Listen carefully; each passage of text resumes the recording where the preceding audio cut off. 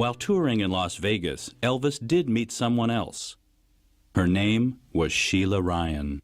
I had moved to Las Vegas. I left home when I was about 18, and I had moved to Las Vegas because a couple of friends of mine lived there. And then I met Joe Esposito, and Joe Esposito brought me backstage. And Elvis threw a grape at me and hit me in the forehead, and then he had to come over and say hello. Sheila's like a cute girl. I mean, she was beautiful, and her and Meg Ryan, to me, are very close. If you look at them, looks-wise and appearance, and had a great personality. Very quiet at first, so you got to know her.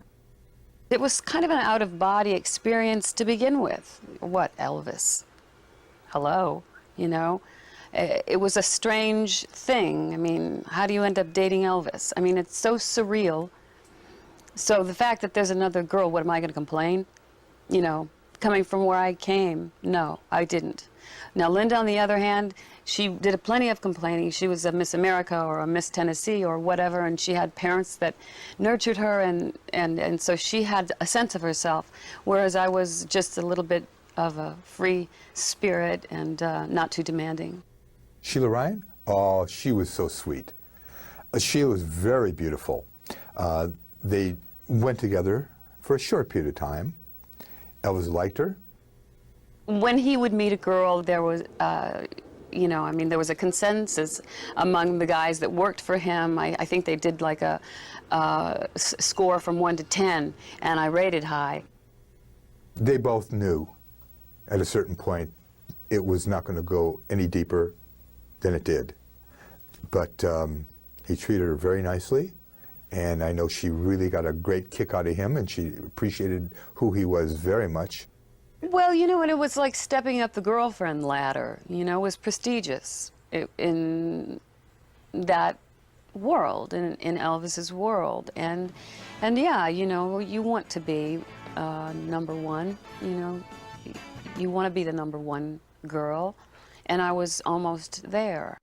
Some things were a little bit unusual because there were things that kept him from a normal through line of action in sex.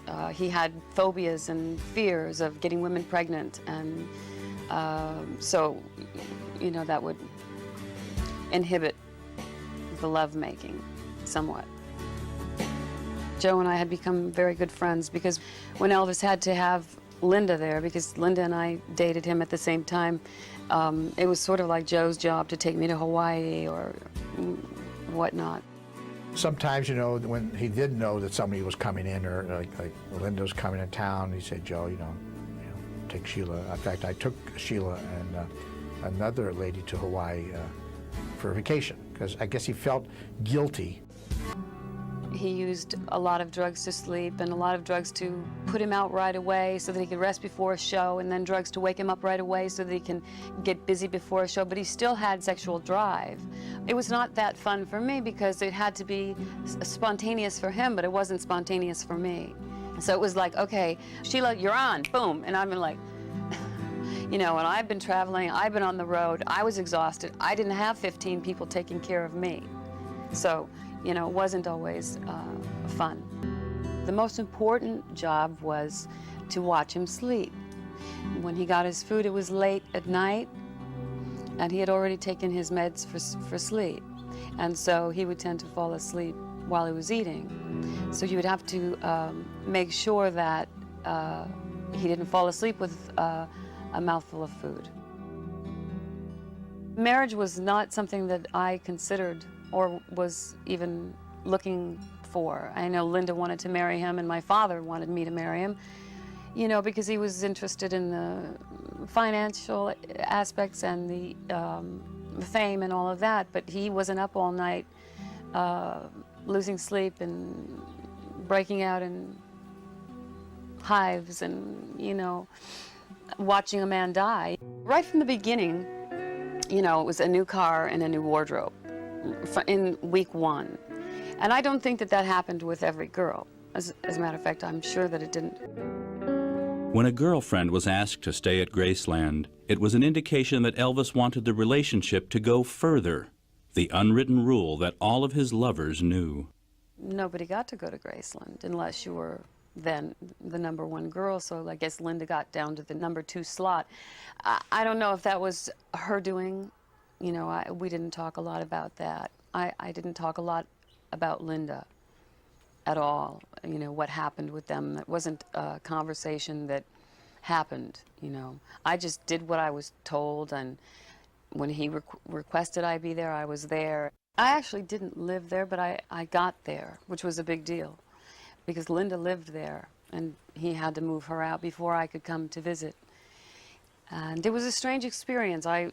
You know, I expected Graceland to be Graceland, and instead it was Graceland. When he would get up to go to the bathroom, I would be at the bathroom door with my ear to the door, you know, and that was part of the deal.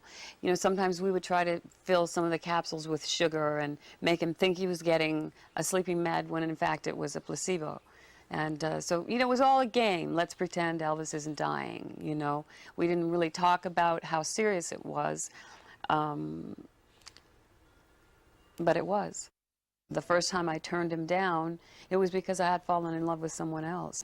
My husband-to-be, Jimmy Kahn, and Elvis, you know, we were staying at Hefner's mansion. And I mean, I was seriously looking for helicopters because, you know, if he couldn't find me, that was never anything that happened. I was always accessible. So I went and spent the night at my apartment, and he called at 4 o'clock in the morning and said, you know, you've got your horse at Graceland, and there's no more Linda, it's just you and I, and you know, and just, you know, promised me the world, which was what, you know, I had kind of wanted all along, but it was too late. He loved women, and he was wonderful and sweet and kind and giving, and I don't think that I have and ever will meet anybody as kind and generous and loving as he was to women.